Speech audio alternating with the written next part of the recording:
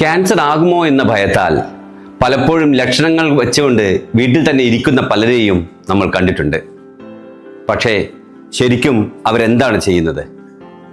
ഈ ക്യാൻസർ ലക്ഷണങ്ങൾ വെച്ചുകൊണ്ട് വീട്ടിൽ തന്നെ ഇരിക്കുമ്പോൾ അവരുടെ ക്യാൻസറിനെ വളരാൻ അനുവദിച്ച് ആ ക്യാൻസറുകൾ അനുദിനം വളർന്ന് ഫസ്റ്റ് സ്റ്റേജിൽ നിന്നും ഫോർത്ത് സ്റ്റേജിലേക്ക് പ്രോഗ്രസ് ചെയ്തുകൊണ്ടേയിരിക്കും. ഇതിനെന്താണ് പോംവഴി? ഒറ്റ പോംവഴിയേ ഉള്ളൂ. ലക്ഷണങ്ങൾ കാണുമ്പോൾ തന്നെ ഡോക്ടറെ കൺസൾട്ട് ചെയ്യുക, അത് ക്യാൻസർ ആണോ എന്ന് ഉറപ്പുവരുത്തുക, അതിനു വേണ്ട ചികിത്സ എടുക്കുക.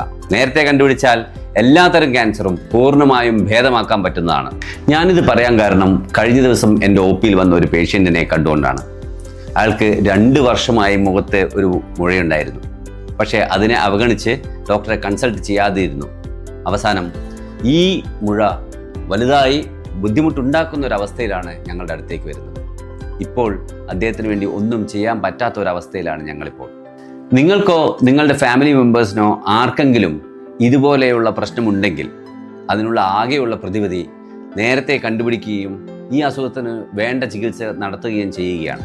ഇന്നത്തെ ടെക്നോളജി ഉപയോഗിച്ച് ക്യാൻസറിനെ നേരത്തെ കണ്ടുപിടിച്ചാൽ പൂർണ്ണമായും ചികിത്സിച്ച് നേരെയാക്കാൻ പറ്റും.